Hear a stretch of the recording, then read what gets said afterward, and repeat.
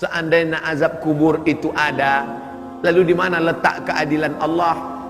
Ente kok mempermasalahkan keadilan Allah, sedangkan dia belum dihisab. Dia nanya pakai akal, saya nggak mau jawab pakai hadis. Nanya pakai akal, saya jawab pakai akal.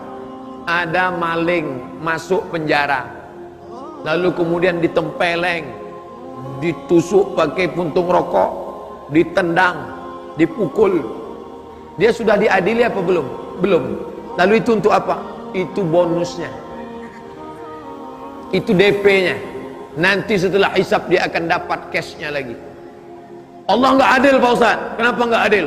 Ada orang meninggal hari ini, terus hari kiamat 1000 tahun lagi. Berarti dia diazab di kubur berapa lama? 1000 tahun. Lalu ada orang yang mahal meninggal hari ini. Meninggal hari ini, 1 jam setelah dia meninggal kiamat. Berarti dia nggak dapat azab. Andai dia ditetapkan Allah bahwa dia diazab 1000 tahun, maka yang sudah meninggal 1000 tahun, dia sudah kena azab potongan masa tahanan. Sedangkan yang belum, maka dia akan dapat beratnya. 1000 tahun di sini nggak sama dengan 1000 tahun di akhirat. 63 tahun di sini hanya 1 jam setengah di akhirat. Oleh sebab itu dia dapat ini. Kenapa? Keadilan Allah jangan dipakai akal-akal. Tapi kalau ada orang yang meragukannya pakai akal, kita jawab pakai akal. Semuanya masuk akal. Bagi yang tidak mengatakan masuk akal, dia perlu ceknya. Akalnya masih ada atau sudah hilang? Coba klik kanan, cek properties. Jangan-jangan sudah empty. Afala ta'qilun. Kenapa engkau tidak berakal? Afala tatafakkarun. Kenapa engkau tidak berpikir? Afala tatadzakkarun. Berapa lama dia? Tapi katanya ruh itu bisa masuk ke kubur. Ruh tempatnya 2. Yang pertama yang baik illiyin, yang jahat sijin. Tapi ada saat-saat tertentu Allah meniupkan ruh masuk ke dalam jasad untuk menerima azab ataupun menerima nikmat. Tapi tidak semua. Jangan gara-gara ceramah ini besok ada orang yang mati, lalu adik-adik masukkan kamera CCTV ke balik, pasang penyadap karena ada saatnya Allah kirimkan. Tapi tidak semua. Orang mati di sungai Amazon, matinya kenapa? Dimakan 1000 ikan piranha. Nggak ada jasadnya, nggak dikafani, nggak dimandikan. Bagaimana ruhnya mau masuk ke dalam? Maka dia diazab di alam illiyin. Makanya dia disebut alam kubur. Kenapa disebut kubur? Karena tempatnya kubur dalam tanah. Tapi tidak semua orang masuk kubur. Dia disebut dengan alam lain yang disebut dengan barzakh. Bainahuma barzakh la yabghiyan. Ini air laut, air sungai, air sungai, air laut. Air laut tidak akan masuk ke sungai. Kalau masuk air laut ke dalam sungai, maka kita tidak akan bisa minum. Kenapa? Asin semuanya. Maka di antara air laut dan air sungai ada namanya barzakh. Dia tidak disebut dunia karena dia sudah mati. Dia tidak disebut akhirat karena dunia belum kiamat. Pembatas antara dunia dan akhirat disebut dengan barzakh.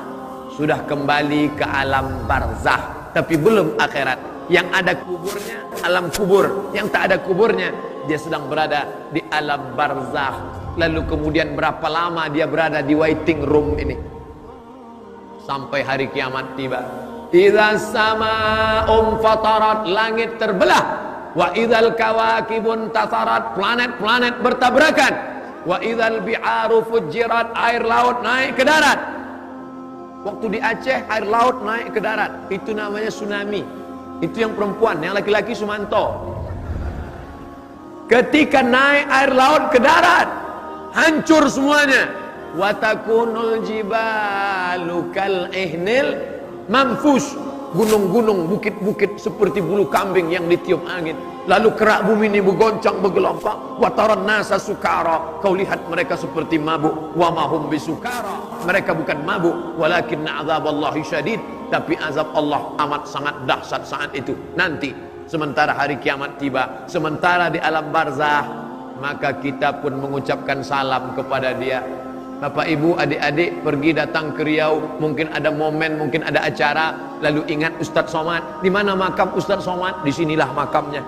Lalu kalian pun lewat mengucapkan salam, assalamualaikum ya ahlad diyar minal mu'minin wa inna insyaallah bikum la'iqun yarhamullahu mustaqdimin wal mustakhirin nas'alullah lana wa lakumul afiyah.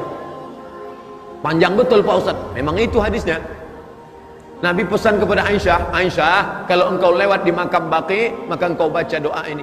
Tapi teman saya bacanya pendek aja Pak Ustaz. Apa dia baca? Assalamualaikum ya ahlal kubur. Itu doa winzip namanya. Dia press. Tapi masih syukur dia mau baca. Ada yang nggak baca sama sekali. Makanya salam itu dibagi 3. Salam yang pertama, salam yang wajib dijawab. Salam yang kedua, salam yang haram dijawab. Salam yang ketiga, kita tidak ingin mendengar jawabannya. Salam yang pertama, salam yang wajib dijawab. Salam saya waktu pertama tadi, assalamualaikum. Salam yang kedua, salam yang haram dijawab. Nggak boleh dijawab.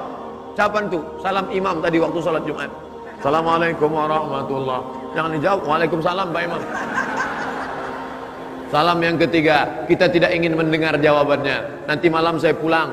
Ini mohon izin jam 2.30 kami langsung ke Jakarta, airport pesawat jam 8 sampai Pekanbaru jam 10 lewat ke pemakaman. Assalamualaikum ya alal kubur. Saya nggak ingin mendengar jawabannya. Karena kalau sempat dia menjawab waalaikumsalam. Artinya apa?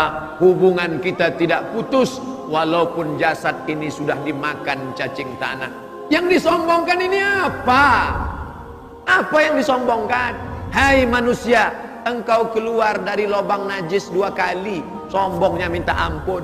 Mantan sperma, sombongnya minta ampun. Yang dilihatnya apa?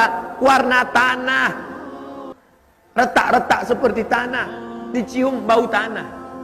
Itu kan ada parfum. Kalau nggak ada parfum, bau hantu. Yang disombongkan ini apa?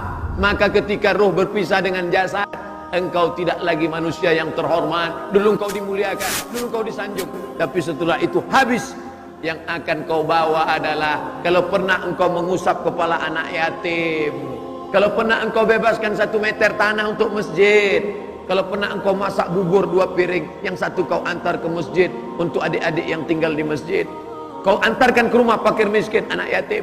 Pas gajian, uang banyak, datang ke panti asuhan. Pak, berapa anak panti asuhan di sini? Ada 200 orang. Keluarkan. Semuanya? Enggak, 20 aja. Saya mau bawa nasi kotak ini. 20 bapak, 20 adik, 20, saya 20. InsyaAllah bekerja sama. Kita adalah satu lidi. Akan menjadi satu batang sapu lidi yang besar. Bisa menyelamatkan ini semua. Alaikum bil jamaah. Sampai akhirnya kita pun mati di dalam tanah. Sampai masanya dibangkitkan lagi.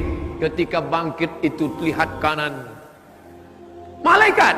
Lihat kiri, malaikat. Lihat depan, malaikat. Lihat belakang, malaikat. Atas, malaikat. Kenapa aku bangkit bersama malaikat? Al-mahiru bil Quran. Orang yang mahir baca Quran. Ma'as safaratil kiramil bararah. Dia akan bersama dengan para malaikat. Mudah-mudahan anak-anak kita hafiz Quran. Ibu yang punya anak, masukkan SD IT, SMP IT, SMA IT. Kalau dia mahir baca Quran, hafal Quran, mengamalkan Quran, mengajarkan Quran, ibu bapaknya dapat syafaat. Lalu kemudian ketika bangkit, anak-anaknya bersama malaikat. Tapi ada juga orang yang ketika bangkit dari kubur, tengok sebelah kanan, Ahok. Kenapa aku bisa bangkit bersama mereka? Karena ente dulu sama dengan mereka. Man tasabbaha biqaumin, siapa yang ikut-ikutan tradisi suatu kaum, fa huwa minhum, maka dia bagian dari kaum itu. Apa kata periwayat? Bukan hadisnya, periwayatnya. Wa usyira yaumal qiyamati ma'ahum, akan dibangkitkan bersama mereka nanti di akhirat. Nauzubillah. Itu nasib ruh. Lalu kemudian سبيل الدموع سبيل مريح تنهد يا صاحي كي